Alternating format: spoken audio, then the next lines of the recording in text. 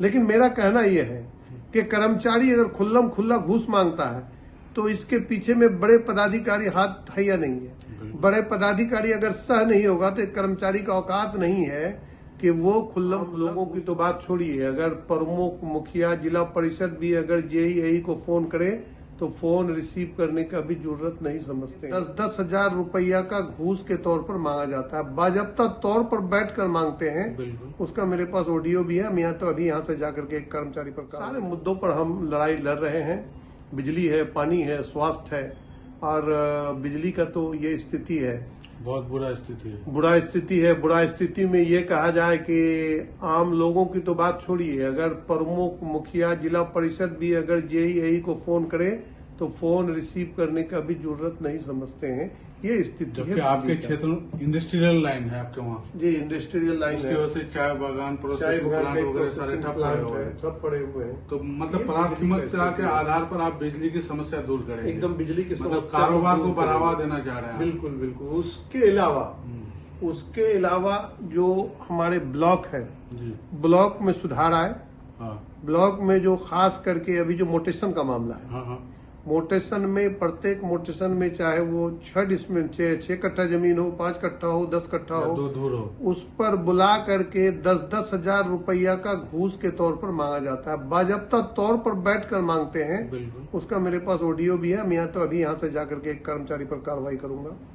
लेकिन मेरा कहना यह है कि कर्मचारी अगर खुल्लम खुल्ला घूस मांगता है तो इसके पीछे में बड़े पदाधिकारी हाथ है या नहीं है।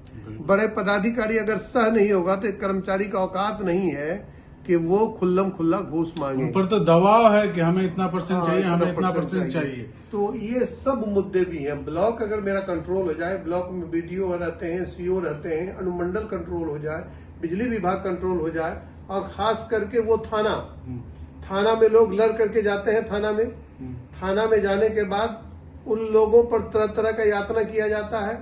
एफआईआर के नाम पर पैसा मांगा जाता है, बिना पैसा का एफआईआर नहीं होता है। ये सारे मुद्दे हैं।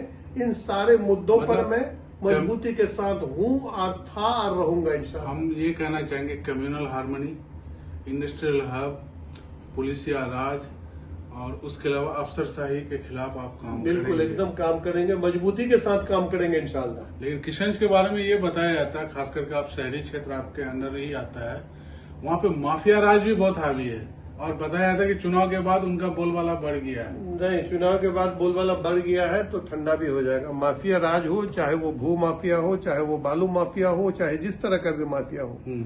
मेरा कहने का मतलब, माफिया कौन होता है, माफिया को बढ़ावा कौन देता है?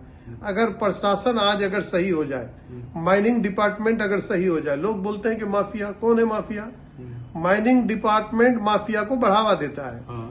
वो गाड़ी को छोड़ देता है, गाड़ी में ओवरलोडिंग होता है, ओवरलोडिंग बालू लाद करके लेके जा रहा है, और ये माइनिंग वाले उनसे एंट्री के नाम पर तय कर लेते हैं कि हमारा ये एंट्री है, तुम लेकर के 10 गाड़ी जाओ, 20 गाड़ी जाओ, उसका एंट्री सिर्फ हमको पता चल जाना चाहिए और पैसा मेरे घर पर पहुंच जाना चाहिए। ये एंट्री माफिया हो या बालू माफिया हो, सारे लोगों पर लगाम लगने का काम करेगा।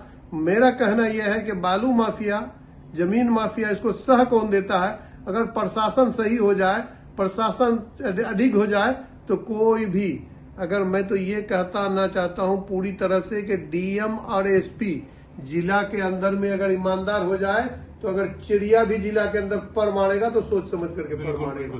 तो जो लोग देश में विदेश में रह करके मेहनत की कमाई करके किशनगंज में जमीन लेते हैं और उनका कब्जा हो जाता है, तो आज आप उनको एश्योर करना चाहेंगे कि आपके राज्य में दलाली नहीं चलेगी, कब्जा गिरोह का राज नहीं चलेगा, आप इन्वेस्ट जो कर रहे हैं किशनगंज में खुल के कीजिए, पूरा संरक्षण आप उनको देंगे? 100% नहीं, 101% संरक्षण मिलेगा। जो लोग भी वहाँ पर जमीन खरीदारी करते हैं या बाहर में रहते हैं, विदेश में रहते हैं, अपने बच्चों को पढ़ाने के लिए, एजुकेशन के लिए, अभी देखिए ये प्रथा चला हुआ है कि गांव देहात में लोग रहते हैं, उनके दिल में पहले ये ऐसा नहीं था। उनके दिल में एक आस जगी कि अगर मैं किशनगंज में 2 कट्ठा जमीन ले लूंगा, 2 कट्ठा जमीन लेकर के एक झोपड़ी ही बना दूंगा, मेरा बच्चा वहां पर रह करके कम से कम एजुकेशन हासिल कर सके, तालीम हासिल कर सके, ये मनसा और ये मकसद है। और वैसे लोग आकर के दलालों के चक्कर में फंस जाते हैं और दलाल उनको फंसा करके उनसे पैसा हटने का काम करता है। लेकिन मैं ये कह देना चाहता हूं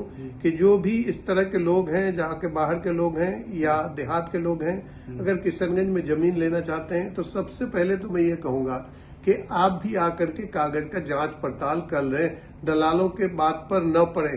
कागज पत्र जांच पड़ताल करके उनको पहले आप कह दें बयाना देने से पहले कि मैं पहले तो आपको बयाना दे दूंगा, लेकिन बयाना देने के बाद जमीन पर मैं बाउंड्री वाल करूंगा, उसके बाद मैं रजिस्ट्री करूंगा। आप भी कम से कम छानबीन करके जमीन लिया कीजिए। उसके अलावा अगर कोई दलाल किसी तरह का दलाली करेगा तो उसके लिए पूरी संरक्षण देने का काम हम लोगों का होगा इंशाल्लाह। बिल्कुल। तो कहा जाता लोगों का ये मानना था कि कमरुल हुदा साहब कम बोलते हैं, सुनते ज्यादा हैं, लेकिन अब की बार उनका एक्सपीरियंस बोल रहा है। सेकंड टर्म है विधायकी का और बिल्कुल खुल करके और जनता के मुद्दों की बात कर रहे हैं, जिसे सुन करके हम भी जो है मन ही मन गुदगुदा रहे हैं और बहुत अच्छा फील कर रहे हैं।